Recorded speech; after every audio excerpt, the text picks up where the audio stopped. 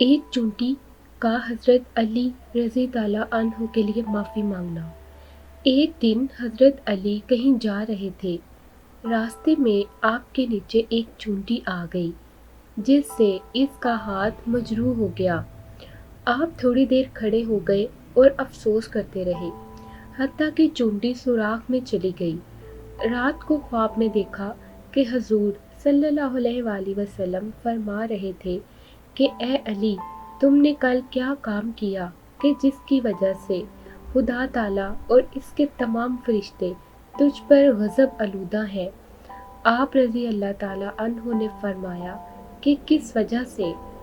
حضرت صلی اللہ علیہ وآلہ وسلم نے فرمایا، تم نے چونٹی کا پاؤں زخمی کر دیا ہے، وہ حق تعالیٰ کی یاد میں ہے اور جب سے پیدا ہوئی ہے ذکر الہی سے غافل نہیں ہوئی سوائے اس وقت کے جب اس کا پاؤں مجروح ہوا۔ حضرت علی نے عرض کیا کہ یا رسول اللہ صلی اللہ علیہ وآلہ وسلم، اب میرا کیا حال ہوگا؟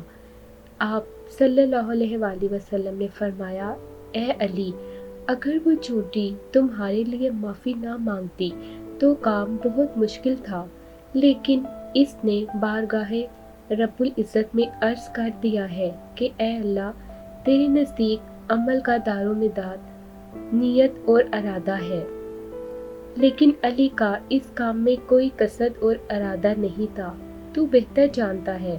چنانچہ حق تعالیٰ نے اس کی معافی قبول فرمائی ہے۔